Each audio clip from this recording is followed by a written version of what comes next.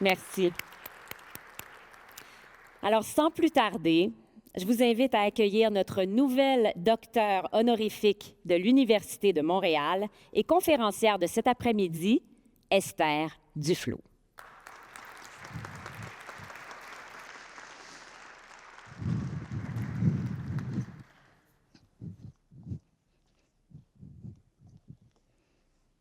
Rebonjour à tout le monde. J'ai intitulé ma conférence Confiance et santé publique, qui est le sujet sur lequel je travaille depuis de plusieurs années. C'est un peu en filigrane de tout mon travail sur la santé.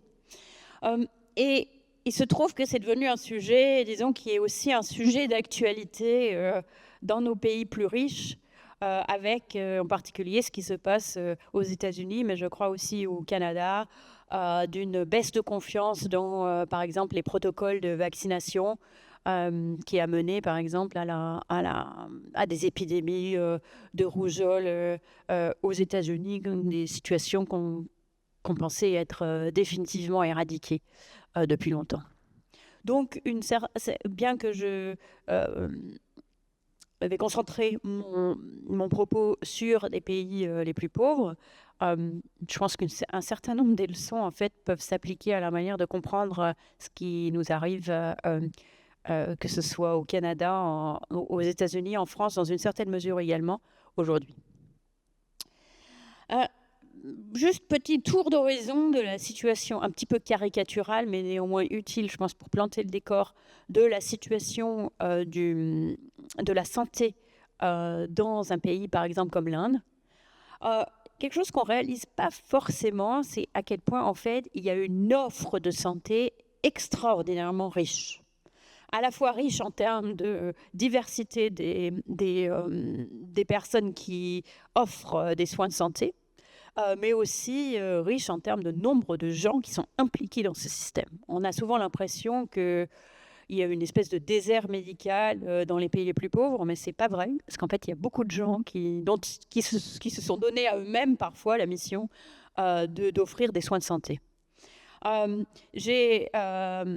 Je me suis amusée à, disons, décrire cette richesse dans un de mes livres pour les enfants. Donc, Franz a fait un petit peu allusion brièvement à ma propensité à écrire des livres, y compris pour les enfants.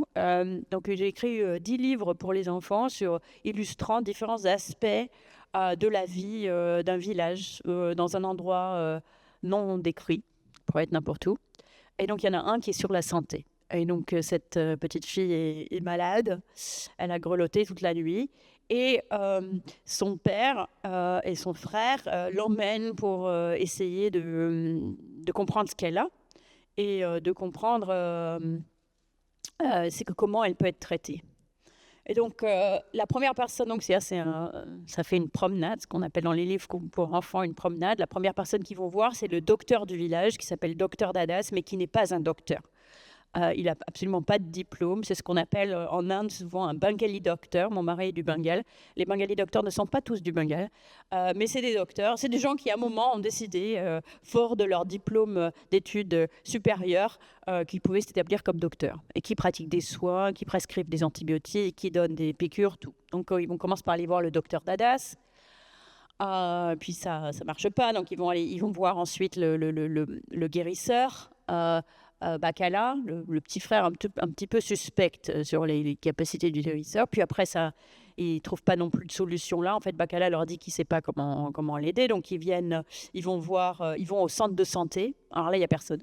Le centre de santé est vide. Ça reflète mon travail où je montre un taux d'absentéisme très très fort dans les centres de santé primaires en Inde. Et puis finalement, ils vont à la ville pour rencontrer le médecin, le docteur Soren, qui pose le diagnostic qui est de paludisme, et qui leur a dit ce qu'il faut qu'ils prennent comme médicament. Donc ça, c'était juste un exemple, disons, pour illustrer un petit peu cette diversité de l'offre et le fait que la même personne va aller voir ces différences. C'est pas que les gens ont confiance dans un type de médecine, ils vont voir un peu tout le monde selon ce qu'ils ont. Nous avons fait une étude dans une centaine de villages dans le district d'Udaipur, dans le Rajasthan. Et une des questions qu'on a posées, c'est combien de fois vous êtes allé voir un médecin ou quelqu'un qui donne des soins de santé dans le dernier mois. Et on voit qu'il y a beaucoup de visites, même chez les plus pauvres, quasiment une visite, dans les dernières semaines, quasiment une visite toutes les 2 semaines au moins, qui sont partagées entre ce qu'ils appellent les docteurs privés, mais qui ne sont souvent pas des docteurs, les soins traditionnels, BOPA, ou le public. Donc, toute cette offre est, disons, pléthorique, mais c'est une offre qui n'inspire pas la confiance, pas à moi, et comme vous voyez, qui n'inspire pas non plus la confiance aux clients. Donc, par exemple, si on prend les médecins, c'est-à-dire les gens qui se présentent eux-mêmes comme des médecins allopathiques, ça, c'est une étude de Jishnu Das dans Social Science and Medicine, qui a fait un survey dans plusieurs États de l'Inde, qui montre que 77% des gens qui exercent la profession de médecin n'ont pas de diplôme de médecine. 18% ont un diplôme de médecine, mais c'est un diplôme de médecine traditionnel. Et seulement 4% ont un diplôme de médecine standard, comme on pourrait l'avoir ici. Dans un village, donc ça c'est la qualité, dans un village, et pour ce qui est de la quantité, dans un village moyen, on compte plus de 3 médecins, dans un petit village, dont moins de 1 qui a un diplôme de quelque ordre que ce soit. Donc ça, c'est leurs compétences sur le papier. Mais on pourrait se dire peut-être qu'ils n'ont pas vraiment de compétences sur le papier, mais qu'ils ont acquis au cours de leur expérience des compétences pratiques qui leur permettent d'être efficaces, au moins comme pour le triage des patients. Donc, ce qui a fait aussi Jishnu Das, le même Jishnu Das, avec plusieurs collaborateurs dans plusieurs pays, c'est de donner à des médecins ou à des gens qui exercent la médecine, qu'ils soient effectivement médecins ou pas, l'équivalent un petit peu des questions qui sont posées aux examens pour devenir médecin, de board, qui sont des scénarios. Donc, par exemple, une femme vient à la clinique avec un enfant qui a de la diarrhée depuis 2 jours. Quelles questions posez-vous? Quels examens demandez-vous? Et donc, il y a un protocole, disons, officiel sur lequel, si vous essayez de devenir médecin, vous devez répondre à ces questionnaires. Est-ce que vous posez les bonnes questions? Au fur et à mesure, on donne les réponses et donc ça oriente comme ça le traitement. Même question, donc ils ont posé les mêmes questions dans le même survey pour la tuberculose. Quelqu'un qui arrive avec une présentation qui pourrait être la tuberculose, une prééclampsie, donc qui demande une intervention en urgence, ou des douleurs à la poitrine qui pourraient être bénignes ou pas. Donc, ce qu'on voit dans ces chiffres, c'est que là, ils sont rangés par qualité. C'est une forte variabilité avec des gens qui connaissent très bien les réponses à ces questions et beaucoup qui connaissent très mal les réponses à ces questions. Mais ce qui est important, c'est que la moyenne est très faible. Un médecin doit être au-dessus de la moyenne pour ne pas faire de mal à son patient par rapport à rien faire. Donc, par exemple, très peu de questions. L'enfant qui arrive avec cet enfant fictionnel qui arrive avec la diarrhée, c'est un virus, donc il n'a pas besoin d'antibiotiques. Dans 80% des cas, le médecin ne va pas examiner la fontanelle pour voir s'il y a de la déshydratation, ne va pas demander s'il y a de la fièvre, mais va donner un antibiotique pendant 1 jour, par exemple. Donc il y a une question de connaissance qui est un problème. Et malheureusement, la question de connaissance est amplifiée par une sous-utilisation des connaissances que les médecins ont effectivement, ce qu'on réfère en santé publique sur le terme de no-do gap, c'est-à-dire le fossé entre ce que les gens savent, ce que les médecins savent et ce qu'ils font. Alors, comment on sait ça? Eh bien, les mêmes équipes ont envoyé des médecins, ont envoyé des patients, des faux patients aux médecins. Alors, les médecins sont enrôlés dans l'étude, donc ils savent qu'à un moment ou à un autre, il y a des faux patients qui vont arriver chez eux. Mais bon, ils continuent leur exercice, ils ne savent pas qui est le faux patient, qui est un acteur, donc ce qu'on appelle des standardized patients. Ils envoient les standardized patients avec les mêmes présentations que ce qui a été présenté dans les vignettes. Donc ça permet de comparer ce qu'ils savent qu'ils doivent faire et ce qu'ils font effectivement. Et il y a un no-do gap très important pour tout le monde. Mais ce qui est important, c'est que le no-do gap augmente avec les qualifications. Donc, par exemple, les médecins du public qui sont bien mieux formés ont un no-do gap plus élevé, ce qui fait qu'en termes de ce qu'ils font effectivement, ils ne sont pas meilleurs que les médecins du privé qui eux-mêmes ne sont en général pas formés. Donc le résultat est que, quel que soit, les gens vont voir différents types de providers. Ils ne peuvent pas se dire, si j'arrive à mettre la main sur un docteur dans un centre de santé primaire, il va pouvoir s'occuper de moi de manière efficace parce qu'ils savent que ça va très vite, les questions ne seront pas bien posées, les gens ne sont pas examinés, etc. Donc la moitié des visites des standard patients, quel que soit le sujet, présomptif TB, diarrhea, asthme ou angine, la moitié des visites se terminent par une prescription d'antibiotiques et sont souvent pas nécessaires et ça conduit à la résistance vis-à-vis des antibiotiques, qui est un très gros problème en Inde. Donc ça, c'est pour les traitements. Il y a aussi, comme les antibiotiques et d'autres types de traitements, les antibiotiques, les stéroïdes, etc., les médicaments modernes sont très populaires. Il n'y en a pas forcément assez, ou ça coûte un peu cher, etc. Donc il y a beaucoup de faux médicaments. Donc dans une étude en Ouganda, des chercheurs ont envoyé des clients mystères acheter des pilules de ACT, Artemisinin Combination Therapy, qui est le traitement de pointe, disons, contre le paludisme. Et ils montrent et ensuite ils prennent ces médicaments, ils les testent en laboratoire et ils trouvent que 37% des pharmacies vendent des pilules d'ACT qui ne sont pas des pilules d'ACT, qui sont du sucre ou qui sont autre chose. Donc voilà pour vous donner un petit peu un tableau de la profusion, mais de la qualité faible de l'offre médicale dans plusieurs pays en développement. Les clients ne sont pas dupes, ils s'en rendent parfaitement compte. Une étude, et donc par exemple, c'est montré dans une étude intéressante de Jessica Cohen, Pascal Ndupa et Simon Shanner au Kenya, où ils encouragent des gens qui sont venus pour acheter justement des pilules d'ACT parce qu'ils s'étaient autodiagnostiqués comme ayant le paludisme. Donc ils vont à la pharmacie pour s'acheter un traitement d'ACT qu'ils peuvent faire sans prescription médicale. Et leurs chercheurs, leurs assistants de recherche étaient plantés devant la petite pharmacie. Ils disaient « Hey, si vous êtes là pour le paludisme, est-ce que vous voulez pas faire un test d'abord ?» Et donc, ils ont fait un test. Et ensuite, ils leur ont offert une subvention partielle ou complète, ou quasiment complète, pour acheter le médicament.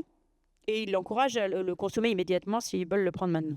Donc en principe, si quelqu'un est positif, ils devraient tous acheter le médicament, et c'est ce qu'ils font. On les voit ici, sur le panel B, quand ils sont positifs, ils achètent tous le médicament, quel que soit le niveau de subvention. Donc là, l'élasticité des soins préventifs au niveau de subvention est très forte, mais l'élasticité des soins curatifs, pas du tout. Les gens ont une forte demande pour le soin curatif. Très bien.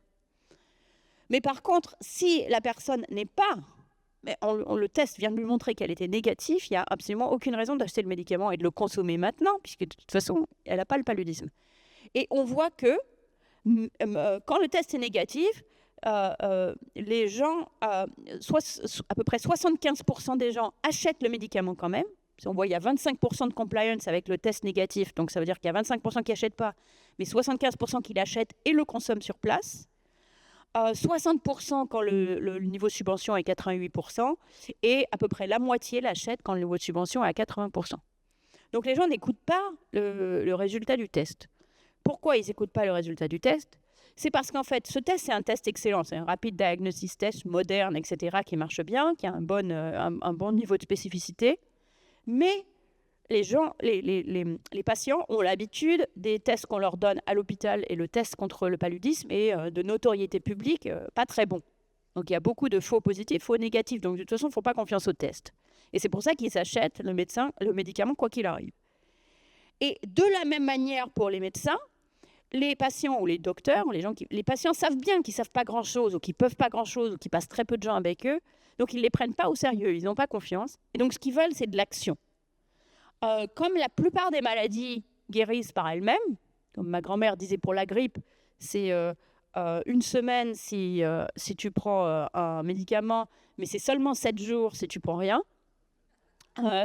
Là, donc ce qu'on appelle la plupart des maladies, pas toutes, mais beaucoup de maladies, heureusement, sont self-limiting, c'est-à-dire ça va aller mieux de toute façon. Quand les gens, le modèle mental qui est développé, c'est que j'étais malade, j'ai pris un médicament, je suis allée mieux, donc sûrement le médicament m'a aidé. C'est bien sûr quelque chose qu'on retrouve aussi ici. C'est vrai que quand on va chez le médecin qui dit respirer sous la douche, moi en plus je viens de France où on aime vraiment beaucoup les antibiotiques. Quand je suis arrivée aux États-Unis et que le médecin m'a dit ça la première fois, je me suis dit mais il se moque de moi, qu'est-ce que respirer sous la douche, c'est pas un traitement. Donc les gens, mais ça s'appliquait à moi, veulent de l'action. Comme la plupart des maladies guérissent seules, l'illusion de l'action est particulièrement puissante dans ce contexte. C'est très difficile à défaire. Donc là, c'est pour ça qu'on arrive à des situations de ce type. Ça, c'est pour les soins curatifs. Maintenant, pour les soins préventifs. Pour les soins préventifs, on a le problème inverse, c'est-à-dire là où la demande de soins curatifs est très très forte, la demande de soins préventifs est très très faible. En 2021, pendant la Covid, la couverture vaccinale mondiale a chuté à 80%, le taux le plus bas depuis une décennie.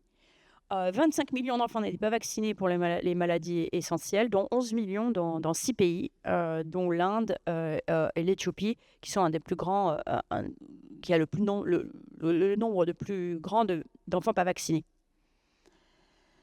Un autre exemple, en 2016, 63% des enfants qui étaient positifs pour des vers intestinaux ont reçu un traitement qui coûte 50 centimes. Dans une ville au Kenya en 2009, seulement 10% des familles utilisaient des pastilles de chlore pour purifier leur eau. Donc, différents types de médecins, de médecine préventive qui ne sont pas pris très au sérieux. Donc, pour ceux qui étaient à la masterclass ce matin, j'ai parlé de l'utilisation des expériences randomisées comme une peinture de Seurat, où chaque point individuellement ne nous dit pas grand-chose, mais quand on se recule et qu'on voit l'ensemble, on a une meilleure vue d'ensemble d'un tableau. Ici, le pique-nique à l'île de la Grande Jatte. En l'occurrence, qu'est-ce que je peux vous dire de ma compréhension sur l'ensemble de ce qu'on a appris sur ces comportements en matière de santé préventive, et en particulier, je vais insister sur cette question de confiance. Alors, cette question de confiance n'est peut-être pas ce qui est venu naturellement à l'esprit des économistes. Ce qui est venu naturellement à l'esprit des économistes, en particulier avec ces faibles... le manque de soins préventifs et une très forte sensibilité au prix qu'on trouve sur les soins préventifs, et l'idée qu'il y a une incohérence temporelle, c'est-à-dire le coût de l'accès, par exemple, de la vaccination, par exemple, est aujourd'hui, en général, elle est gratuite, mais il faut quand même aller au centre de santé. L'enfant va pleurer, peut-être qu'il va être un peu malade, ça prend une demi-journée, etc. Donc, il y a des coûts qui sont immédiats, alors que les bénéfices sont dans le futur. Donc, en général, en tant qu'humain, on trouve toujours que le présent est plus important que le futur. Donc, on peut se dire, on ne peut pas forcément... On se dit, ouais, bon, les coûts, oui, si je le vaccine aujourd'hui, il n'aura pas la rougeole dans 2 ans. Mais en même temps, si je le vaccine demain, ça marchera aussi, donc autant attendre. Et en fait, les gens attendent. Donc, c'était un peu le modèle que j'avais dans la tête. Mais j'ai fini par me persuader que ça ne pouvait pas être tout le problème, parce que si les gens comprenaient vraiment l'importance de ne pas avoir la rougeole, l'importance de la vaccination contre la rougeole, par exemple, ils auraient dû réaliser que c'est peut-être pas leur premier enfant, que cet enfant, en tout cas, que chaque jour, ils pensent qu'ils iront demain et que demain, ils n'y vont pas. Donc, ça montre un degré de naïveté par rapport à leur propre incohérence temporelle qui me paraît un peu extrême, d'autant plus que c'est des familles qui, par ailleurs, vont faire des tas de choix qui montrent qu'ils sont très sophistiqués. Par exemple, ils vont épargner d'une certaine manière pour éviter de gaspiller de l'argent, etc. Donc, on voit des gens qui, dans d'autres comportements, sont complètement sophistiqués, semblent ne pas le faire dans ce cas-là. Donc, il m'est apparu à ce moment-là que ça doit être combiné avec la perception qu'en fait, ces gains ne sont probablement pas si importants que cela. Alors, ça ne veut pas dire qu'ils pensent, comme beaucoup d'Américains semblent penser aujourd'hui, que la vaccination est dangereuse potentiellement. Mais ça peut dire que, oui, on me dit que c'est très utile, mais peut-être que ce n'est pas si utile que ça. Donc, c'est vraiment une question de confiance. Et la question de confiance est absolument essentielle pour la santé préventive, parce qu'on ne peut pas vraiment apprendre par soi-même. Parce que justement, si on n'est pas vacciné, on n'a pas la rougeole. Donc, en fait, lier un comportement à quelque chose qu'on a fait ou pas fait devient très difficile, d'autant plus que si les autres sont vaccinés autour de moi, c'est encore plus difficile à faire la différence. Si tout le monde apprend ses piles de deworming, j'aurais pas de vers intestinaux non plus. Mais du coup, je vais dire, moi, j'ai rien pris et je suis pas malade. Donc, ça veut dire que c'est pas nécessaire. Alors qu'en fait, évidemment, c'est les autres qui m'ont protégée. Donc, dans le même livre sur Afia, sur la fin, donc il y a une campagne de vaccination qui va avoir lieu dans le village. Et les gens posent beaucoup de questions en disant, mais pourquoi il faut autant de vaccins? J'ai déjà un vaccin, donc ça devrait suffire, etc. Et donc, pour un peu traduire cette question de confiance. Et la prévention est vraiment un geste de confiance. Comme je le disais, il était très difficile de vérifier pour soi-même les effets directs d'un acte préventif. Parce que les effets, et du coup, la seule chose qu'on observe, c'est les effets immédiats qui sont plutôt négatifs, c'est-à-dire les effets secondaires potentiels. Le mécanisme est très difficile à comprendre pour des gens qui ne sont pas allés à l'université en biologie. Moi-même, je ne comprends pas, je fais confiance. Donc la confiance dans le système de soins et dans la personne qui est le médiateur de ce système de soins est essentielle. Or, la confiance se gagne et se perd. On l'a bien vu dans nos pays où la confiance contre la vaccination se baisse. Donc, je vous mets deux headlines qui montrent cela. Et deux exemples. Un exemple historique, c'est les effets de la prévention forcée en Afrique équatoriale française. Donc, en Afrique équatoriale française, à un moment, les colons français ont eu très peur de la maladie du sommeil, de la mouche tsetse, pour eux-mêmes. Et donc, ils ont décidé qu'il était indispensable de vacciner tout le monde. Et donc, ils ont vacciné tout le monde, ils ont forcé les gens à être vaccinés. Les médicaments étaient dangereux et ils vaccinaient tout le monde, sauf eux-mêmes. Parce que justement, les effets secondaires de la vaccination étaient très négatifs. C'était vraiment pas un bon vaccin. Donc les Européens n'ont pas pris le vaccin eux-mêmes, mais ils se sont dit à juste titre que si tous les Africains étaient vaccinés, ça réglerait le problème de la mouche tsetse pour eux-mêmes. Donc ils ont organisé ce genre de camp avec de longues queues, des effets secondaires, etc. Il y a deux chercheurs qui ont comparé au Cameroun, qui est maintenant une partie qui était anciennement l'Afrique équatoriale française et une partie qui était anciennement sous contrôle britannique. Les Britanniques n'avaient pas eu cette idée. Et maintenant, ils comparent la vaccination, donc les taux de vaccination selon si on était plutôt, disons, dans le secteur britannique où il n'y a pas eu de campagne, donc ça c'est le bleu, versus le secteur français où il y a eu beaucoup plus de vaccination, donc c'est le coloré entre jaune et vert. Et vous voyez là, donc ça c'est à gauche vous voyez les campagnes, et à droite une corrélation entre le nombre de visites qu'il y a eu effectivement et les taux de vaccination aujourd'hui. Donc plusieurs décennies plus tard, la confiance dans la vaccination, qui n'est plus la vaccination pour la bouche tsetse, maintenant on parle de rougeole, la confiance pour la vaccination est très fortement corrélée avec cette campagne contre la mouche tsetse. Et en fait, après, ils comparent vraiment juste à la frontière entre le bleu et le vert. Et même là, on voit d'un village à l'autre des taux de vaccination qui s'effondrent dans les anciennes zones d'Afrique équatoriale française. Donc ça, c'est un exemple qui m'a vraiment frappé. L'autre exemple qui m'a vraiment frappé, plus proche de nous, c'est l'assassinat de la capture et l'assassinat de Ben Laden, d'Osama Ben Laden. Donc la CIA avait obtenu des informations qui suggéraient très fortement que Ben Laden se cachait dans une maison particulière. Mais ils ne voulaient pas, ça les honore, bomber cette maison ou envahir cette maison si effectivement il n'était pas là. Donc, ils ont voulu identifier sa présence de manière plus sûre. Et pour cela, ils ont envoyé un faux infirmier qui a fait une campagne de vaccination. Et en même temps qu'il a fait sa campagne de vaccination, il a collecté l'ADN des enfants, tous les enfants qu'il trouvait dans le secteur, dont des enfants Ben Laden. Et donc, ils ont vu qu'il y avait dans ce compound des enfants qui étaient génétiquement les enfants de Ben Laden.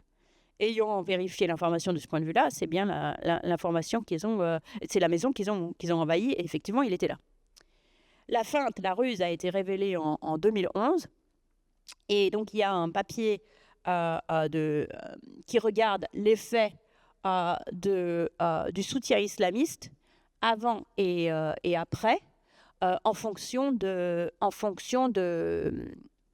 pardon, il y a les effets sur la vaccination dans les endroits à fort ou faible soutien islamiste, parce qu'après c'est les islamistes qui se sont emparés de cette nouvelle pour semer le doute contre la vaccination. Et on voit que quand il y a faible soutien islamiste, il n'y a pas vraiment de différence. Mais donc c'est au Pakistan. Faible soutien islamiste, on ne voit pas de différence entre avant et après. Mais dans les régions à fort soutien islamiste, il devrait y avoir un fort là à gauche, on voit un décrochage où les régions où les jeunes enfants sont beaucoup moins vaccinés que les plus vieux parce que c'est post-feinte. Donc quelles sont les solutions possibles? Donc, comme on a vu, pour le curatif comme le préventif, la confiance est l'ingrédient clé des bons comportements de santé, et c'est aussi ce qu'on retrouve dans les pays riches. Implication évidente, mais qui n'est probablement pas complètement bien comprise, et ne pas utiliser la santé comme une arme politique, parce que les conséquences d'une chute de confiance sont à très long terme. Quelques exemples de l'épidémie de Covid, où on voit que les comportements, le respect des gestes barrières est fortement corrélé avec la confiance dans les scientifiques, surtout la confiance dans les scientifiques, mais pas la confiance générale dans les autres ou même la confiance dans le gouvernement. Donc, maintenir la confiance dans les scientifiques qui sont les relais du savoir préventif, qui autrement n'a pas de relais possible, est absolument essentiel. Et évidemment, ce qu'on vit aujourd'hui, c'est que c'est le contraire qui se passe. Au Bengale occidental, il y a une étude de Jisnudas et d'Abhijit Banerjee qui regarde qu'est-ce qui se passe quand on forme les prestataires informels. Et donc, on augmente potentiellement, donc ils sont formés pendant plusieurs semaines, pendant 1 an. On les forme à des meilleurs gestes, ce qui à la fois leur donne plus de confiance en eux-mêmes, plus de compétences et aussi peut-être plus de confiance pour leurs clients. Et ce qui montre, c'est que ces personnes-là font mieux leur travail après. C'est-à-dire ils posent plus de questions, ils travaillent plus longtemps, mais ils donnent quand même des antibiotiques à la fin. Mais ça leur permet de combler l'écart avec les médecins publics dans la qualité du diagnostic au moins. Donc leur interprétation, c'est que la formation accroît la confiance des clients et la confiance des médecins en eux-mêmes, qui leur permet justement de bridger une partie du no-do gap dont on parlait. Donc pour créer la confiance, il faut continuer d'impliquer les médecins locaux en les formant pour interagir plus efficacement avec le système. Malheureusement, ce n'est pas quelque chose qui est populaire avec les médecins en général, qui les voient comme une compétition. Autre intervention pour faire venir la confiance, emmener des bons médicaments dans les villages avec des bons labels. Donc cette étude de l'Ouganda, je ne sais pas si vous vous en souvenez, sur les pharmacies, donc 37% des pharmacies ont des médicaments faux. Une ONG BRAC est entrée dans les villages en vendant des médicaments BRAC. Donc ACT, BRAC.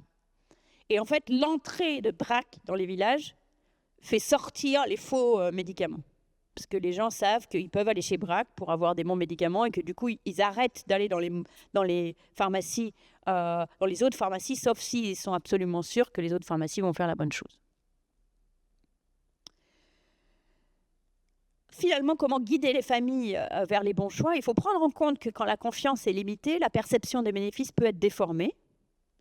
Ce n'est pas nécessairement par une opposition préventive, mais plutôt une forme d'indifférence, en disant je ne sais pas trop, qui explique la sensibilité au prix, aux difficultés, aux incitations. Donc d'une part, on peut essayer de rétablir la confiance, mais les campagnes d'information ne vont pas être forcément très efficaces dans ce type de contexte, justement parce que comme il n'y a pas de confiance, l'information n'est pas entendu. Donc, il faut aider les familles dans ces environnements à faible confiance en les aiguillant le plus possible vers les bonnes décisions, c'est-à-dire en éliminant au maximum les frictions entre les familles et les bonnes décisions.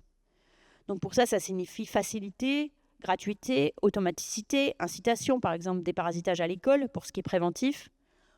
Au contraire, rajouter des frictions pour l'accès aux médicaments qui ne sont pas appropriés, donc les antibiotiques, les stéroïdes, les ACT, en faisant respecter les lois et garantir évidemment la qualité, ce qui demande non seulement d'avoir des régulations, mais de les mettre en œuvre effectivement.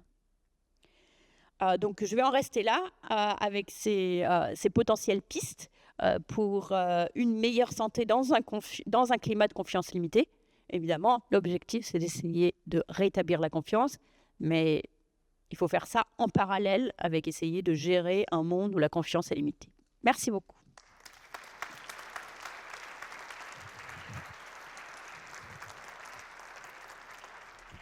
Merci.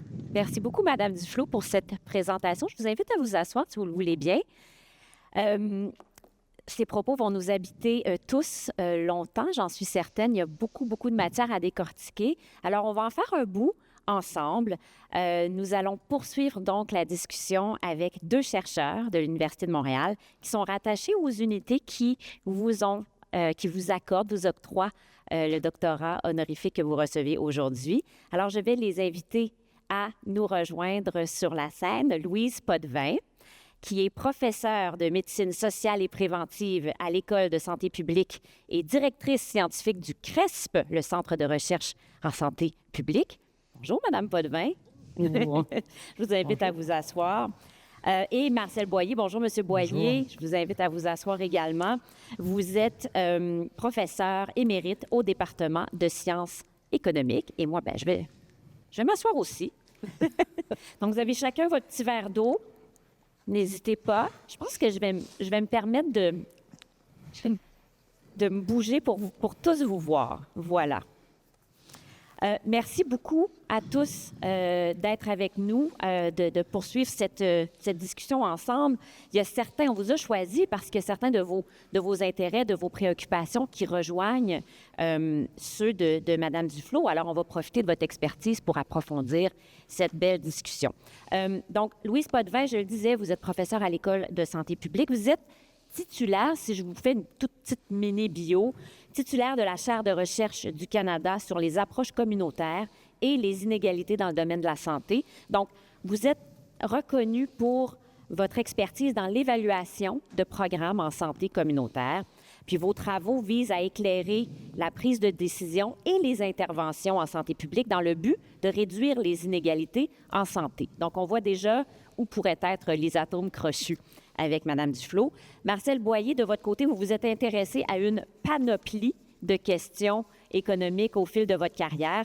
Par exemple, la gestion de l'eau, la tarification des infrastructures publiques. Là, j'en ai choisi 2, mais je pourrais faire une très longue liste. Vous avez agi comme économiste expert auprès d'entreprises et d'organismes gouvernementaux, autant au Canada qu'à l'étranger. Puis vous avez grandement contribué au débat sur les politiques publiques au Québec, notamment par l'intermédiaire du CIRANO. Le CIRANO, c'est un centre de recherche que vous avez cofondé en 1993 et dont la mission est de produire des savoirs universitaires pour éclairer les gouvernements, les politiques publiques sur des grands enjeux de société. Alors, je suis certaine que les propos qu'on vient d'écouter vous ont captivé, autant que moi, autant que nous.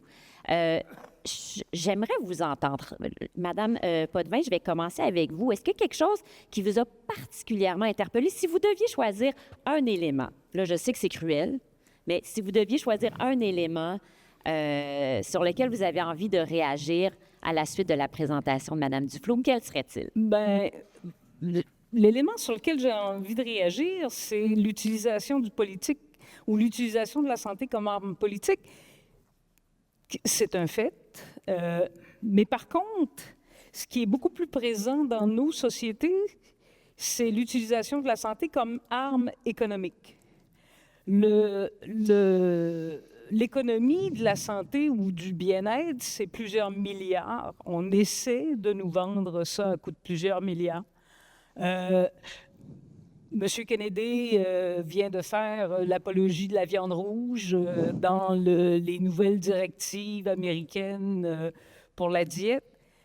Comment vous faites ce parallèle-là, justement, entre l'arme de santé ou l'argument de santé dans une guerre économique ou dans une guerre politique? Est-ce que c'est du même ordre ou plus pernicieux? Ah, c'est une bonne remarque et c'est un petit peu pour ça que j'ai aussi voulu commencer par brosser le tableau de quelle était finalement l'offre de santé, quel est le marché de la santé dans un village indien. Parce que je pense que beaucoup d'entre nous n'ont pas du tout cette vision. Hein. On l'idée qu'il y a personne, c'est un peu un désert médical, il y a peut-être un guérisseur, l'hôpital est loin, etc. Alors qu'en fait, c'est pas du tout le cas. Il y a une offre pléthorique, et la raison pour laquelle il y a une offre pléthorique, c'est qu'il y a une demande très très forte.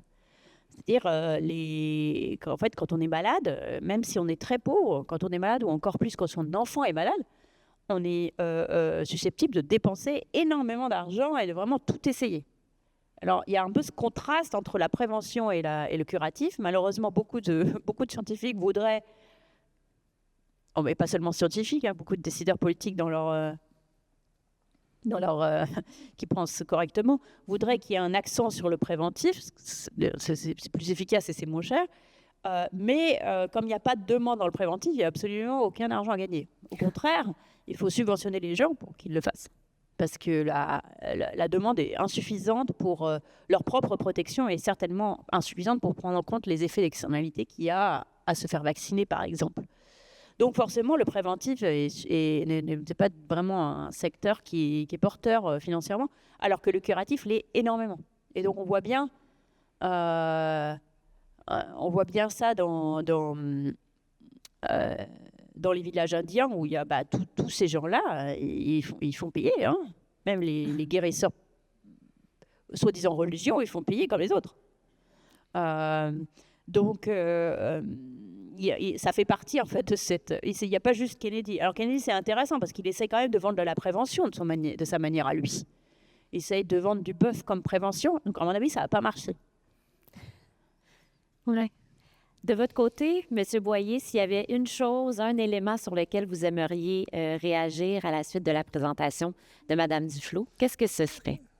C'est difficile de choisir l'élément qui était le plus impressionnant ou sur lequel on voudrait revenir poser des questions. Bon. Mais si je devais en choisir un, c'est évidemment le concept de confiance. Et moi, la question qui me vient à l'esprit, c'est comment la confiance se développe dans une société humaine, quoi. À la limite, dans un village relativement isolé, comment les gens se font confiance en bout de piste. Et je pense que la confiance, c'est un capital social extrêmement important qui se construit et qui se détruit rapidement. Parce que dès qu'il y a des fraudes qui apparaissent, et ça m'a ramené, en fait, je m'excuse de me mettre un peu là, en avant de la scène, mais Esther nous a mentionné qu'elle souhaitait qu'on parle aussi non seulement de ce qu'elle a dit, mais de ce qu'on aimerait dire sur la confiance. Moi, j'avais été invité comme conférencier au Forum économique mondial de Davos en 2003, et le thème, c'était comment rétablir la confiance envers le monde des affaires. Il y avait eu plusieurs scandales dans les années précédentes, Enron, entre autres, mais et là, il y avait un peu, dans le monde des affaires, une préoccupation. Comment est-ce qu'on peut rétablir la confiance envers nous, quoi, de la population? Et là, il y a eu beaucoup de discussions. Bon, je pense qu'on a fait des gains par la suite. Il y a eu un peu moins de scandales par la suite. Puis, au moment où tout semblait vouloir peut-être se rétablir, on est arrivé en 2008 avec la crise financière qui a été interprétée fondamentalement comme une perte de confiance au sein du secteur bancaire. Donc, les banques ne se faisaient plus confiance l'une envers l'autre Et ça a commencé un week-end lorsque les dépôts ou les prêts sur une journée ou 3 jours que des financiers faisaient déposer à la banque faisait le prêt pour être remboursé dans 3 jours, ce qu'on appelait les repos, là. La compagnie pouvait gagner, même si le taux d'intérêt n'était pas très élevé. Si on avait 100 millions, évidemment, qu'on prêtait pour 3 jours, c'est mieux que de laisser ça dans le coffre de la banque ou de la compagnie. Et le mardi, on devait payer un fournisseur le 100 millions en question. Durant le week-end, le système s'est écroulé, il n'y a plus de confiance, et la banque n'est pas capable de repayer le 100 millions, bon, etc. Et là, il y a une crise majeure financière qui se développe. Et moi, je me disais, est-ce qu'il y a un parallèle est-ce qu'il y a des leçons à tirer de la confiance dans le cas des soins dans des pays en voie de développement, là, comme on les appelle maintenant, mais qui sont en fait en difficulté. Mais comment la confiance... Nous ici, je ne sais pas moi, il y a 100 ans, on n'avait pas une grande confiance dans le monde médical, dans les soins. On ne connaissait rien, quoi. OK? La connaissance est venue par la suite. Comment est-ce que dans les... et là, avant de... Je ne vais pas parler sur la crise de 2003, la préoccupation des gens d'affaires en 2003, la crise de 2008, mais le problème de la confiance, il est présent non seulement dans des sociétés moins développées, mais il est présent dans nos sociétés à nous.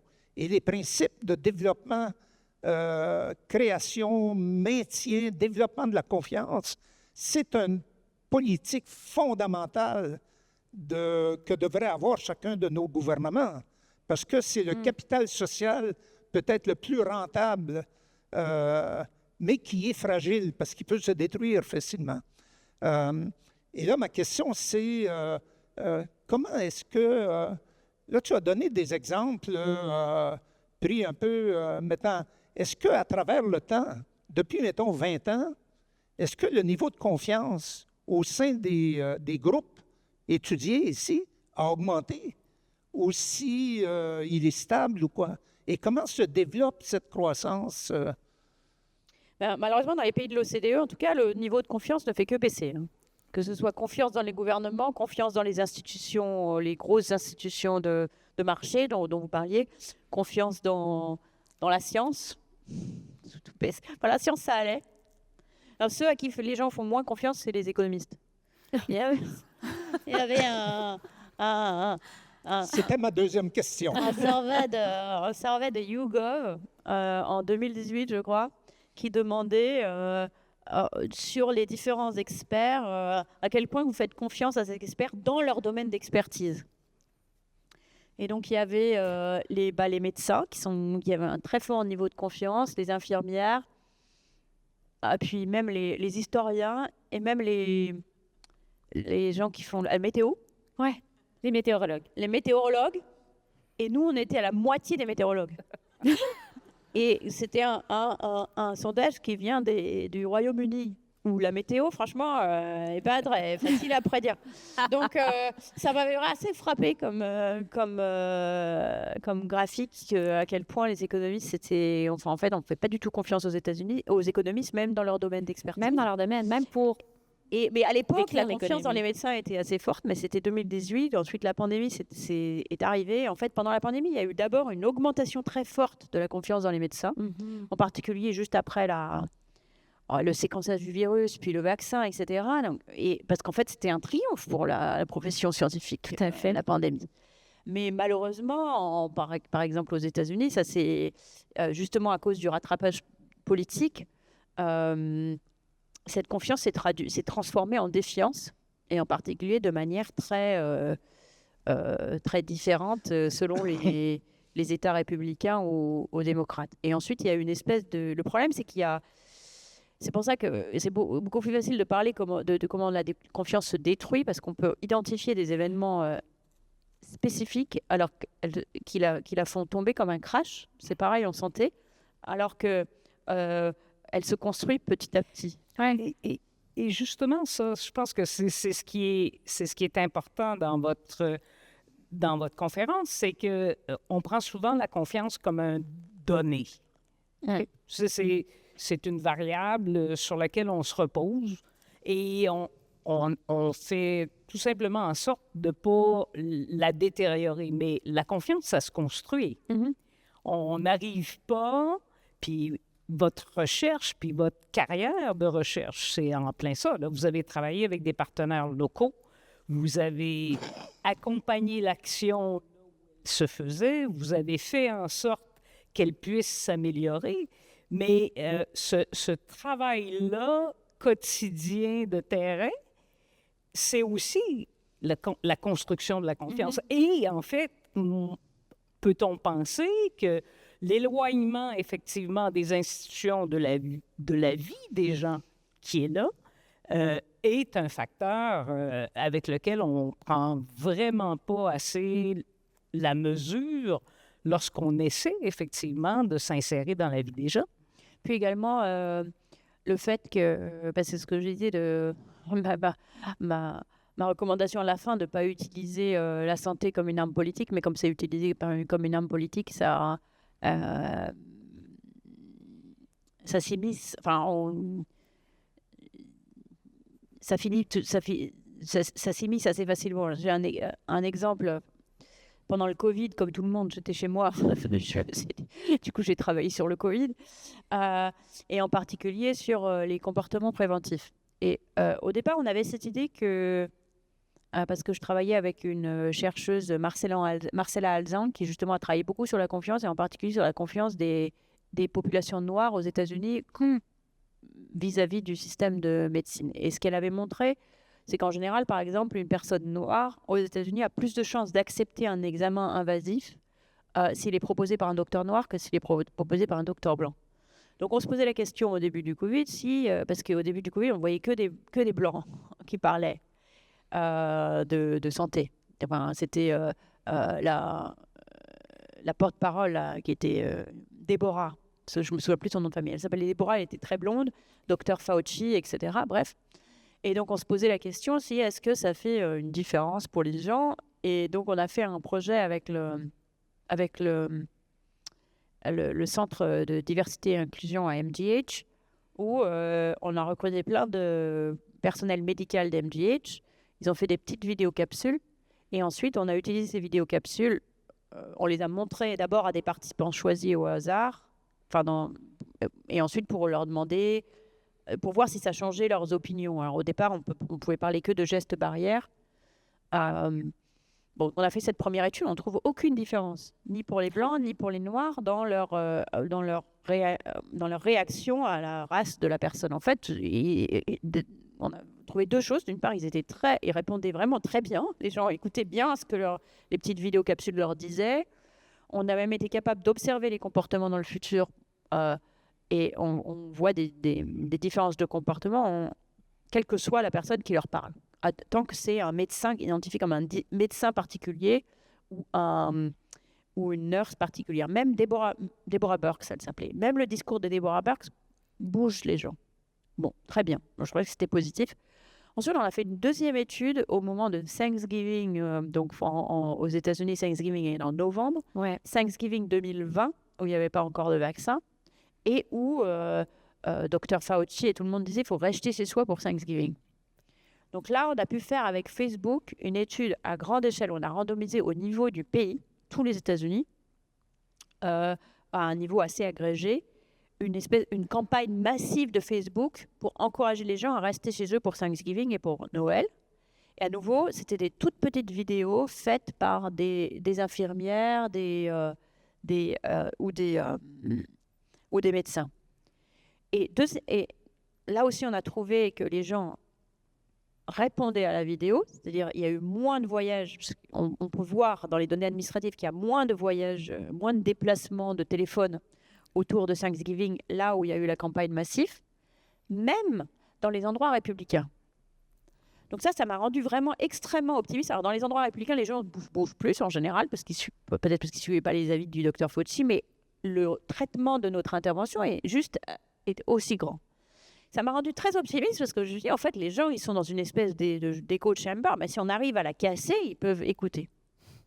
Bon, à peu près un an plus tard, non, même moins d'un an plus tard, quelques mois plus tard, les vaccins sont sortis. On a fait la même étude, mais pour encourager la vaccination. Là, on n'a trouvé aucun effet. Dans les endroits démocrates, tout le monde était déjà vacciné.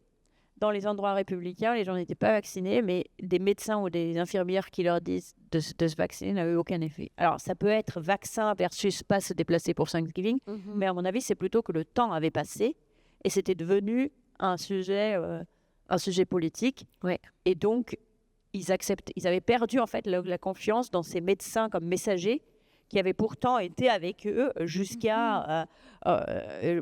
vaccin en fait. La politisation des enjeux de santé publique, elle est achevée là, aux États-Unis. Maintenant, elle est achevée. Elle est achevée. Que ce soit la vaccination, la lutte à la pollution, l'approbation de médicaments, tout ça est devenu profondément politisé aux États-Unis. Ce qui me frappait dans votre présentation, c'est de constater les effets durables à long terme sur des générations d'une perte de confiance envers l'expertise médicale ou scientifique. Donc, dans ce contexte-là, dans le contexte américain, comment on la rebâtit quand la confiance envers l'expertise scientifique ou médicale est mise à mal, mais aux plus hauts échelons de l'administration? Qu'est-ce qu'on fait? On attend un changement de régime, puis on attend que ça passe, puis on endure, ou il y a des choses qui peuvent être faites maintenant? Je pense qu'on n'attend pas les bras croisés. C'est un petit peu ce que j'essayais de dire. Il faut continuer à travailler.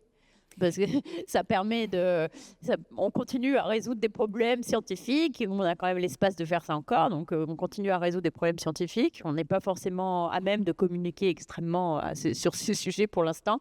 Mais la connaissance sera là quand on sera prêt quand quelqu'un sera prêt à l'écouter. Il faut voir ce développement comme un peu un trend. La confiance augmente, mais avec une marche aléatoire autour de ce trend, quoi. Il y a des périodes où ça diminue, mais l'important, c'est de s'assurer que la tendance lourde, mais je pense pas que ce soit le cas. Elle est positive, quoi. Bon, elle est descendante, cette tendance lourde. Oui, je ne pense pas que ce soit le cas, malheureusement. Je pense que, pour ce qui est de la confiance dans les gouvernements, elle est descendante dans l'OCDE depuis des décennies et des décennies. Pour ce qui est de la confiance dans les scientifiques, elle était à un niveau très élevé, mais pas sur un trend, mais elle était à un niveau très élevé depuis des décennies et elle a craché un petit peu après le Covid. Est-ce que vous avez remarqué dans vos travaux le niveau de confiance dans les institutions avec le niveau de pauvreté? Est-ce qu'il y a une corrélation? Pas vraiment. Pas vraiment? Dans les pays en voie de développement ou dans les pays riches en général? Il n'y a pas une corrélation très forte. Mais il y a quand même un phénomène qu'on observe, c'est que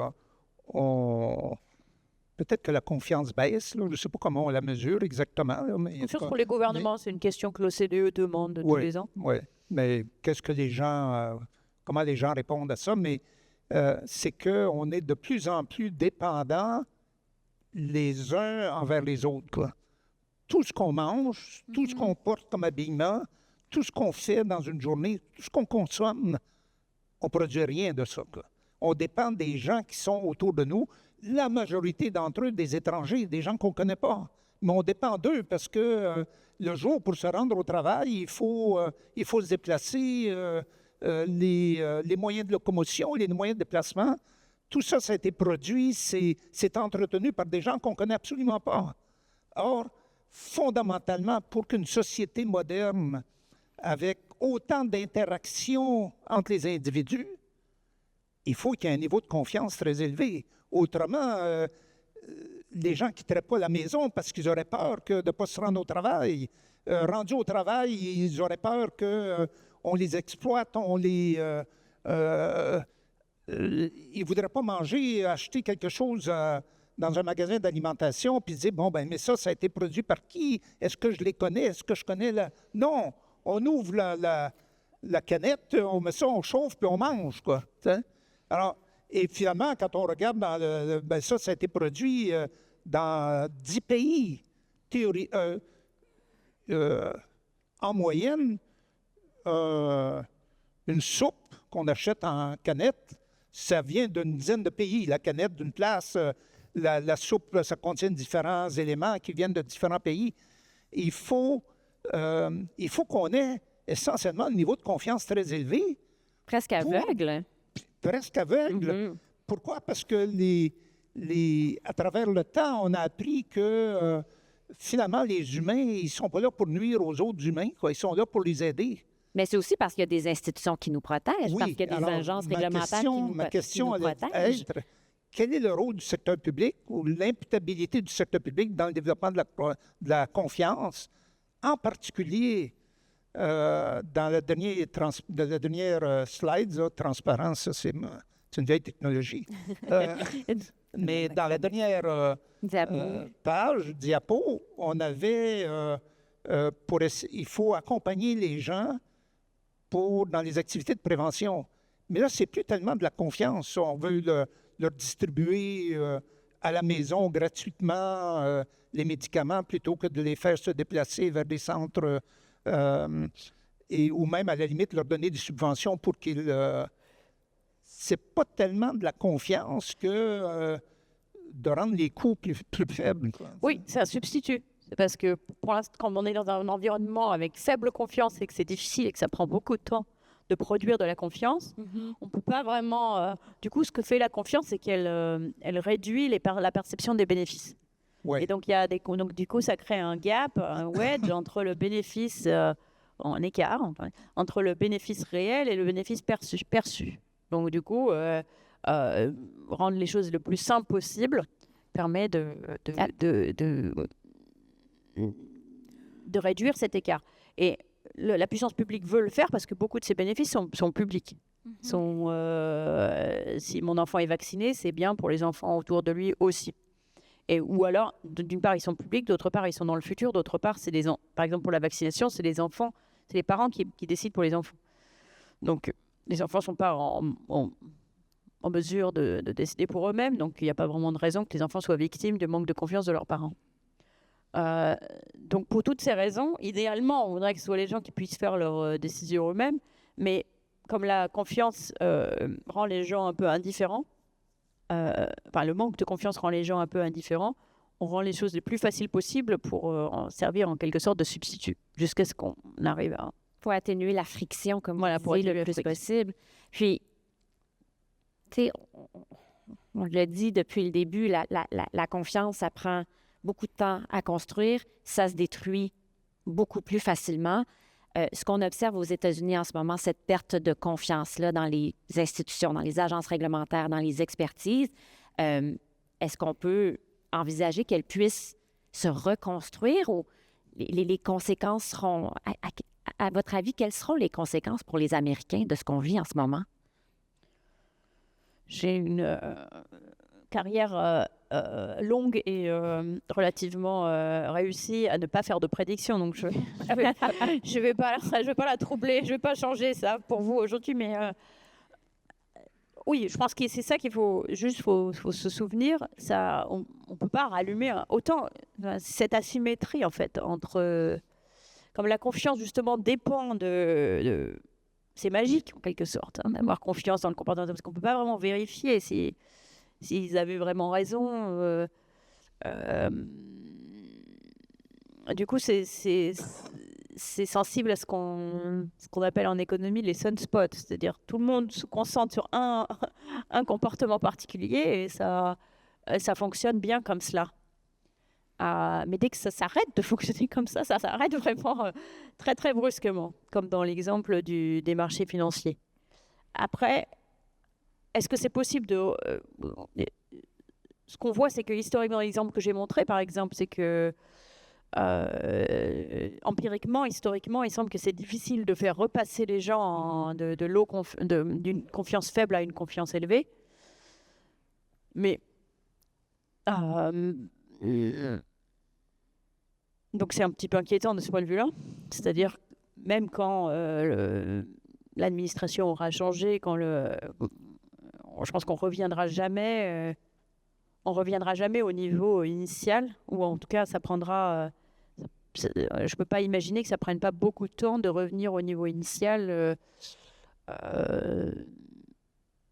Du début de Il la n'y a COVID, par pas un exemple. effet d'entraînement dans ça? Moins les gens ont confiance. Oui, il y a un effet Plus on d'entraînement. démantèle On voit les ça, par exemple, institutions, là, et plus on démantèle les institutions, on l'a moins vu, les gens auront confiance. on l'a vu pendant la Covid, que c'est des endroits qui avaient déjà assez, qui se méfiaient, disons, de l'administration démocrate, qui se sont pas fait vacciner. C'est dans ces endroits qui ne sont pas fait vacciner qui sont devenus plus malades et sont morts plus. Donc, ils se souviennent plus pourquoi ils sont morts plus, mais ils voient qu'ils sont morts plus. Donc, c'est des endroits où ils se sentent encore plus abandonnés par le système. Donc, il y a un peu un effet de cercle vicieux là aussi. Après, et on voit en Inde, par exemple, pendant la emergency period, donc dans la période quand Indira Gandhi était au pouvoir, son fils Sanjay Gandhi était était vraiment très obsédé par faire réduire la fertilité en Inde. Donc il avait vraiment il essayait de faire des campagnes de stérilisation. Et ce qu'on constate, c'est que dans ces endroits où il y a eu plus de campagnes de stérilisation, il y a aujourd'hui moins de vaccination parce que ces campagnes de stérilisation ont été présentées comme des campagnes de vaccination et les gens, aujourd'hui encore, quand je travaille sur la vaccination au Rajasthan, des gens m'ont dit mais non, en fait, c'est pas la vaccination, en fait, c'est pas de la vaccination, c'est une manière de stériliser nos enfants. Donc c'était quand même il y a de nombreuses années, c'est difficile d'en sortir. Tout à fait. Oui, Peut-être Monsieur pour, Boyer. passer à un sujet un peu différent. Au centre JPAL, là, que vous avez là, à MIT, vous avez montré dans plusieurs publications l'impact des changements climatiques sur la pauvreté, sur les pauvres. Et vous avez, je pense, affirmé récemment, ou enfin dans un des documents là, que j'ai eu l'occasion de lire, que le réchauffement climatique, au rythme où on va là, on va annuler 3 ou 4 décennies de progrès dans l'éradication de la pauvreté à travers le monde. Enfin, les gens les plus pauvres résistent moins au changement climatique que les plus riches, quoi. Et là, je me suis demandé pourquoi, puis je reviens aux économistes, pourquoi est-ce que le message des économistes, qui est quasi unanime sur la lutte au changement climatique, qui est la tarification du carbone, est abandonné, n'est plus écouté aux États-Unis, évidemment, mais même au Canada ici. La crise des Gilets jaunes en France, ça a été essentiellement une réaction contre le discours des économistes. Oui, ça a été un enjeu électoral majeur lors de l'avant-dernière, lors des 2 dernières campagnes électorales fédérales au Canada. Mais ici, au Canada, on avait un système différent du système français. C'est que les revenus fiscaux de la taxe carbone étaient redistribués quasiment à 100 aux ménages. Et donc, à peu près les 2/3 des ménages canadiens faisaient un bénéfice sur cette tarification du carbone. Or, les sondages montraient que les gens étaient favorables à la disparition de cette taxe. Ça a été mal les libéraux communiqué. ont pu être réélus en adoptant la politique du Parti conservateur qui menait dans les sondages en disant « nous allons abolir la taxe carbone » et ce qui a nui aux 2/3 des ménages canadiens, quoi. Mais comment on arrive à... Comment est-ce que le message des économistes peut être si mal interprété, puis... Là, on revient à la question de la confiance envers les économistes. Comme personne ne fait confiance aux économistes, si les économistes disent quelque chose, les gens pensent le contraire. Il y a une expérience intéressante de Luigi Zingales à l'Université de Chicago qui est sur cette question. Et justement, c'est sur cette question de taxe carbone. Donc, la question qui est posée aux gens, c'est pour lutter contre les émissions climatiques, est-ce que vous préférez une taxe carbone ou est-ce que vous préférez une régulation qui impose des plafonds, par exemple, aux constructeurs, etc. Alors, la plupart des économistes préfèrent la taxe carbone en se disant que c'est efficace, etc. La plupart des citoyens préfèrent les interdictions. Donc, là, Donc, c'est ce qui montre que la plupart les économistes, ils sont interviewés dans un panel régulier. Donc, 98% des économistes pensent que la taxe carbone est une meilleure solution. Mais quand on demande aux gens, peut-être 80% des gens préfèrent les restrictions sous forme de régulation. Et ensuite, donc une partie des gens, choisis au hasard, ils leur disent d'abord, mais vous savez, les économistes pensent que la taxe carbone, c'est mieux. Et ça fait absolument pas bouger ça fait absolument pas bouger le curseur du tout là-dessus. Donc c'est pas que les gens ne nous écoutent pas, c'est qu'ils nous écoutent et qu'ils ne nous font pas confiance. Et je pense que la raison principale, et l'exemple canadien est très intéressant là. La raison principale, c'est que les économistes pensent que la taxe carbone est une meilleure solution parce que, et j'en fais partie, parce que ils pensent dans leur tête, la taxe carbone va être réallouée aux ménages et finalement, les effets, forcément la taxe carbone touche plus les gens qui utilisent plus de carbone, mais on peut les compenser. Ça peut être neutre, budgétairement, ça peut être neutre. Mais en réalité, ça, c'est quand même un gros bémol. Est-ce qu'on arrive à faire cette redistribution ou pas? Et en fait, les citoyens n'ont absolument pas confiance. Et ça, c'est vrai pour la taxe carbone, mais c'est vrai pour d'autres situations également. N'ont absolument pas confiance dans ce que nous, économistes, on considère comme être une évidence, qui est qu'il faut faire les calculs, disons, du coût-bénéfice de politique, en prenant en compte la situation où les perdants seront compensés par les gagnants. Pour le commerce, c'est pareil. Les gens ont été contre le commerce bien avant les économistes, parce qu'ils voyaient bien que certaines personnes, les personnes qui produisent des tables, vont être mis en compétition avec les Chinois qui produisent des tables, et ils vont perdre leur job. Et les économistes disent, bien sûr, ils vont perdre leur job, mais on peut les compenser, et puis comme ça, ils pourront acheter des tables moins chères, et ils pourront être security guard dans des boutiques qui vendent des tables. Bref, mais cet ajustement, en fait, il n'est pas du tout painless. Il est extrêmement difficile pour les gens, et les économistes ont tendance à oublier ça. Que ça ne se mesure pas seulement en dollars. Là. Ça ne se mesure pas du tout seulement en dollars. Et pour la taxe, ce qui est intéressant pour la taxe carbone, c'est que dans beaucoup de pays, cet ajustement n'est pas prévu. Par exemple, dans les Gilets jaunes, ils protestaient contre les Gilets jaunes. C'est vrai que l'augmentation du prix de la pompe, ça allait directement dans les budgets du gouvernement. Alors, au Canada, si j'hésite un peu à en parler parce que je ne suis pas l'expert ici, mais au Canada, au départ, si je me souviens bien, la taxe carbone était populaire quand elle a d'abord été introduite, justement parce que les gens avaient bien compris que ça leur a été redistribué. Et du coup, il y avait... Mais après, alors soit ils ont... On a les pertes sont toujours beaucoup plus visibles que les gains, donc soit ils ont un petit peu oublié qu'ils recevaient cet argent, mais en même temps ils voyaient bien à la pompe que le prix était plus élevé, donc il y a cette asymétrie. Je pense que ça a joué un rôle. Une autre partie de l'asymétrie, c'est que les plus pauvres, plus on est pauvre, plus la part de carbone dans le budget est importante, parce qu'on chauffe, le chauffage, le transport, etc. est plus important. Quand on est pauvre, on a des voitures pourries etc. Consomme plus. Donc l'incidence de la taxe carbone, elle est quand même... Oui. C'est un peu le parallèle de la prévention, là. C'est parce que entre le comportement et l'effet, on n'arrive pas à faire le lien. Et pour faire le lien, ça prend un niveau d'éducation, ça prend la connaissance. Mais là, on aurait pu dire que même si les Canadiens ne se posent pas du tout la question du changement climatique, et on pourrait ne pas leur en vouloir. Hein. Il fait très froid au Canada. Nous, on sera gagnant. Il fera moins froid. Les gens ne vont pas mourir de froid l'hiver et il ne fera pas très chaud l'été. Donc en réalité, au Canada, le gain de la lutte contre le changement climatique n'est pas massif. Mais je pense qu'il y a plein de gens qui préféraient qu'il n'y ait pas de changement climatique au Canada.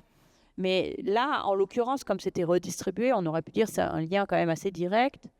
Mais même là, il y a probablement ce lien. Et le problème, c'est que nous, on n'a pas la crédibilité pour dire « mais si, vous bénéficiez », parce qu'on a tellement dit aux gens que c'était bon pour eux, que prenez votre prenez vos brocolis, c'est bon pour vous, vous verrez dans le futur, tout ira bien, ça fait bien longtemps qu'ils ne nous font plus confiance parce qu'ils voient bien que en général, les économistes sont quand même font l'article de la dérégulation, d'avoir moins d'impôts, d'avoir moins de syndicats, d'avoir moins... Et tout ça s'est produit et en même temps, les inégalités ont explosé. La plupart des gens font le lien, même s'ils ont tort. Je ne sais pas s'ils ont tort ou s'ils ont raison, mais c'est clair qu'ils font le lien. Et du coup, notre crédibilité pour dire « mais ne vous inquiétez pas, il n'y a pas de coût redistributif de cette mesure », on n'était pas en position pour le faire. Donc, mais c'est vrai que le cas canadien était quand même extrêmement frappant parce qu'avant cela, moi je citais toujours le cas canadien, on peut faire une taxe carbone, mais il faut vraiment dire qu'on redistribue, et vraiment être très, très agressif là-dessus. Ben, il y a eu une communication, disons, politique qui n'a peut-être pas été super efficace, mais ça, ce serait peut-être pour un autre panel. Madame Podvin, j'aimerais vous entendre parce que vous avez fait partie de ceux et celles qui ont travaillé activement à ce que Madame Duflot reçoive ce doctorat honorifique aujourd'hui. Puis, il y a des atomes crochus entre votre approche et celle de Mme Duflot. Vous travaillez sur le terrain avec des populations marginalisées dans des quartiers défavorisés de Montréal, à essayer de comprendre comment on met en œuvre des changements pour améliorer les conditions de vie des gens. Donc, quand Mme Duflot a reçu son prix Nobel, ça a été important pour vous. Oui, il y a 3 éléments qui sont hyper importants, je pense, dans le fait que l'École de santé publique vous décerne ce doctorat. Le premier, c'est que vous avez travaillé sur la pauvreté et d'essayer de régler à la marge des problèmes liés à la pauvreté. Et d'un point de vue de santé publique, la pauvreté, c'est la cause numéro 1. C'est toujours les mêmes, c'est toujours, peu importe le problème de santé, c'était les gens les plus pauvres et les plus vulnérables qui mouraient de COVID, c'est les gens les plus pauvres et les plus vulnérables qui sont aux prises avec les maladies cardiovasculaires.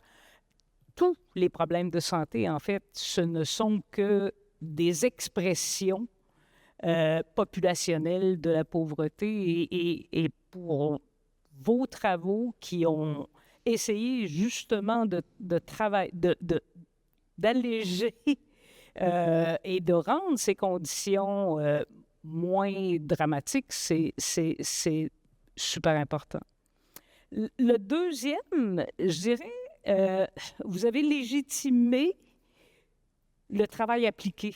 Je pense qu'un Nobel, on voit ça beaucoup dans les labos, on voit ça beaucoup déconnecté de la réalité. Alors que nous, en santé publique, on fait de la recherche aux mains sales, que j'appelle. On se salit les mains, comme vous vous êtes sali les mains aussi avec les populations. Et vous avez légitimé cette science-là.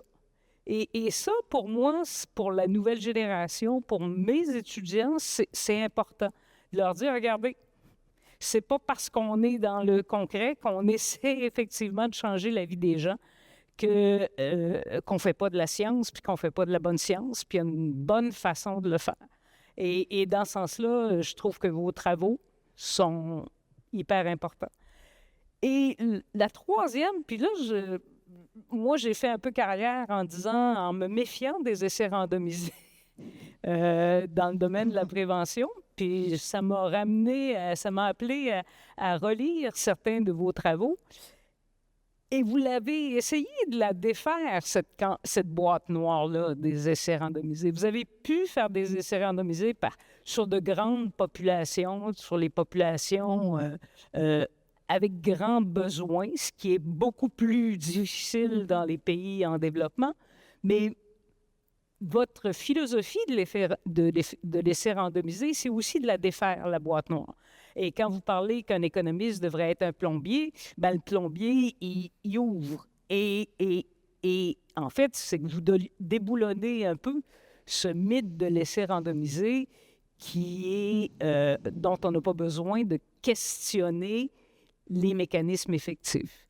Et ça, pour moi, c'est c'est quelque chose qui légitime encore beaucoup le travail que l'on fait. Là, vous m'avez dit, ce prix Nobel-là a légitimé ce que je fais en parlant de vous. Là. C'est quand même... Qu'est-ce que ça vous fait d'entendre ça? Merci. Puis il y a cette idée aussi, je reprends ce que vous disiez il y a quelques secondes, vous ne nous laissez jamais oublier que les grandes crises de notre époque, ce sont les gens des milieux, des pays les plus pauvres qui en paient le prix le plus élevé, alors que ces crises sont créées par les gens des pays les plus riches. On le dit pour le climat, mais pour la guerre en ce moment. Oui. La guerre en Iran en ce moment, on la subit parce que l'essence coûte cher. Vous ne nous laissez pas oublier que le coût en vies humaines, dans un éditorial qui est paru pas plus tard qu'hier dans le magazine français Challenge ou Challenge, je ne sais pas comment il faut le dire, vous mesurez ce coût en vie humaine de la guerre qui se déroule très, très, très loin de nous, le coût en vie humaine pour les personnes les plus pauvres de la planète. Oui, depuis même la COVID, il y a eu relativement peu de cas en Afrique. De toute façon, c'était la faute de personne, mais juste il y a eu relativement peu de cas en Afrique. Mais l'Afrique est encore sous le coup de la crise économique causée par les restrictions économiques qu'ils ont mis en place pendant la COVID. Donc, une crise qui, évidemment, n'avait rien à voir avec l'Afrique en termes de son origine, s'est trouvée ne pas être une grosse crise sanitaire en Afrique, a quand même embarqué la population dans une crise économique dont ils ne sont pas encore complètement dépatouillés. Ensuite, il y a eu la guerre en Russie et en Ukraine, qui a conduit à une augmentation importante des prix alimentaires. Et plus on est pauvre, plus les prix alimentaires sont importants. Donc, qui a conduit à des situations catastrophiques dans des pays aussi différents que l'Égypte ou le Sénégal. Ensuite, il y a eu l'augmentation des taux d'intérêt dont l'objectif était de réduire l'inflation en Europe et aux États-Unis. Donc l'augmentation des taux directeurs de la BCE, puis de la Fed. J'imagine que les Canadiens ont augmenté leur taux d'intérêt aussi. Oui.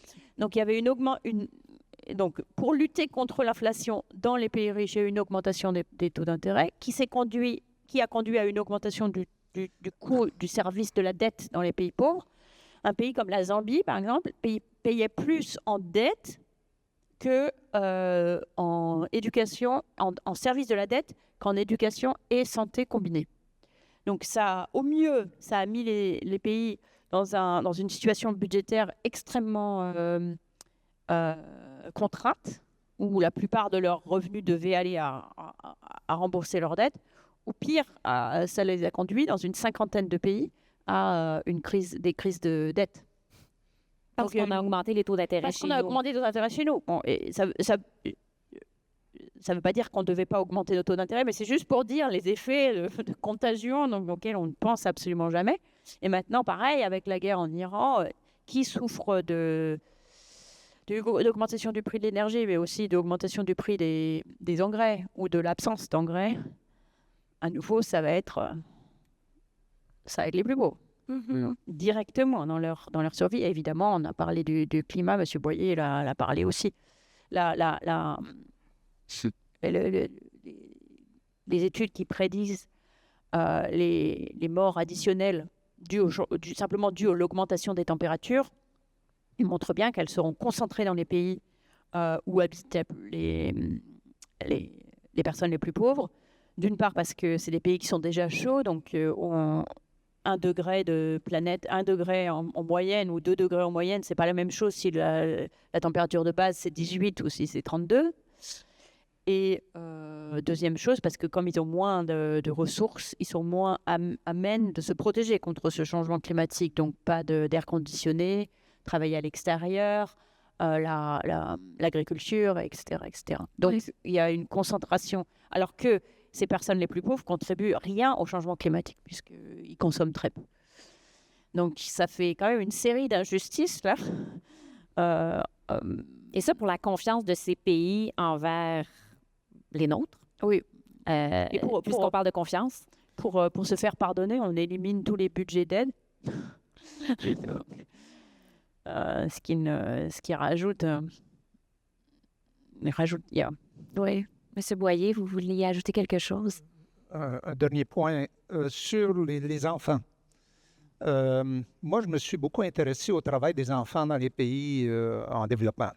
En particulier, suite aux campagnes contre des compagnies comme Nike, Reebok, Baden Sports, etc., qui faisaient affaire avec des sous-traitants au Bangladesh, au Pakistan, qui faisaient travailler des enfants.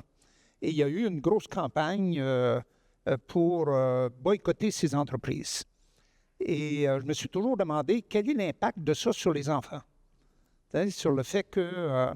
et finalement, j'ai pu découvrir que l'impact sur les enfants est catastrophique. L'alternative, c'est pas que les enfants vont aller dans une école de haut calibre, c'est qu'ils vont se retrouver dans la rue. Et plus le fait que la mère, souvent, et j'ai eu l'occasion de visiter des entreprises où il y avait des enfants qui travaillaient, justement, avec la mère, dans un contexte que je trouvais assez raisonnable. Mais si on élimine les enfants, on interdit les enfants, la mère ne peut plus rester là, elle doit partir, elle aussi. Et ça, un des effets qui a été mesuré de ces campagnes, c'est une chute de 20-25 % dans le revenu familial des familles pauvres au Bangladesh et au Pakistan. Et je me suis demandé, en lisant les travaux sur la confiance, est-ce que le travail des enfants a un impact sur la confiance ou les activités de prévention? Par exemple, si moi je suis parent de 2 jeunes enfants mettons-les à 11 ans et 13 ans, qui travaillent dans une usine, là, on ne parle pas d'une mine de charbon, on parle d'une usine, mais assez raisonnable, de tissage, ou bien évidemment, je vais les faire vacciner pour qu'ils puissent continuer à travailler. Est-ce que vous avez pu établir un lien entre les familles dans lesquelles il y a des enfants qui travaillent, est-ce qu'ils sont davantage vaccinés? Alors ça, je ne sais pas. Ma lecture de la littérature est un peu différente par rapport au travail des enfants. D'une part, l'écrasante majorité des enfants sont scolarisés maintenant. Donc en fait, les parents, ils n'ont pas envie de les faire travailler. Les parents, ils veulent que les enfants aient l'école. Et en général, sauf vraiment dans des situations de crise extrême, les enfants sont à l'école, au moins jusqu'à 14-15 ans. Donc la problématique du travail des enfants, aujourd'hui, c'est plutôt, à part des situations extrêmes, justement, mais qui sont plutôt des situations de mine de charbon, la problématique du travail des enfants aujourd'hui, c'est une problématique d'adolescents. Et le problème des adolescents, c'est que, comme tout le monde, mais peut-être encore plus que tout le monde, ils ont tendance à privilégier le présent par rapport au futur, ce qui ne les emmène pas forcément à faire les bons choix.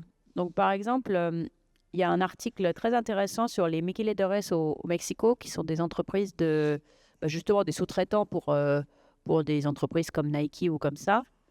Et quand il y a eu l'accord, c'est le précurseur de NAFTA en fait, il y avait beaucoup d'entreprises qui se sont installées au nord du Mexique pour faire de l'assemblage, ouvrant des tas de jobs pour des adolescents. Pas pour tout le monde, mais en particulier pour des adolescents. Et ça a conduit à un drop où les adolescents sont arrêtés d'aller à l'école. Mais du coup, après, ces jobs sont partis. Et du coup, cette génération-là, en fait, toute leur vie, ils ont gagné moins d'argent parce ils ont arrêté par rapport à ceux d'avant ou ceux d'après, ou ceux qui habitaient un petit peu plus loin et donc qui n'avaient pas les jobs immédiatement. Parce que la réalité, c'est que l'éducation, c'est un investissement qui paye sur toute la vie. Et que quand on n'a pas été à l'école quand on était adolescent, on ne pourra plus y aller après. Et que donc en fait, moi, ma lecture de la littérature, c'est que forcer les enfants, les jeunes à aller à l'école, c'est une bonne chose parce qu'ils ne le font pas forcément naturellement et après ils payent les coûts toute la vie. Et c'est exactement ce qu'on a vu dans ce cas mexicain. Et de fait, il y a beaucoup de il y a des pays à moyen revenu, enfin les pays qui peuvent se le payer maintenant, non seulement rendent l'éducation gratuite, mais en plus ont des transferts sociaux conditionnels, comme Progressa ou Bolsa Familia au Brésil, où les transferts sociaux sont conditionnels à la participation régulière à l'école, ce qui amène un revenu à la famille et s'assure que les enfants aient à l'école. Et c'est des programmes qui ont eu énormément de succès, à la fois en termes de leurs impacts et aussi en termes de leur adoption par de nombreux pays par la suite. Il nous reste quelques minutes seulement. En me plongeant dans vos travaux au cours des derniers jours, moi, j'y ai trouvé une forme d'optimisme, dans le sens où vous vous attaquez à des problèmes qui pourraient nous sembler intraitables. Et vous, grâce à vos travaux, vous démontrez, ben non, il y a des solutions, il y a moyen d'en mesurer l'efficacité et il y a moyen de convaincre des décideurs, parfois, souvent, de les mettre en place au bénéfice de centaines de millions de personnes. J'écoutais votre discours de remerciement un peu plus tôt. J'y ai plutôt entendu peut-être une forme un petit peu de pessimisme. Je relisais un très beau texte que vous avez coécrit dans le New York Times en décembre 2022 qui s'intitulait « Balancing Hope and Despair in Turbulent Times ». Donc, vous parliez de cette valse entre l'optimisme et le désespoir en cette période de turbulence.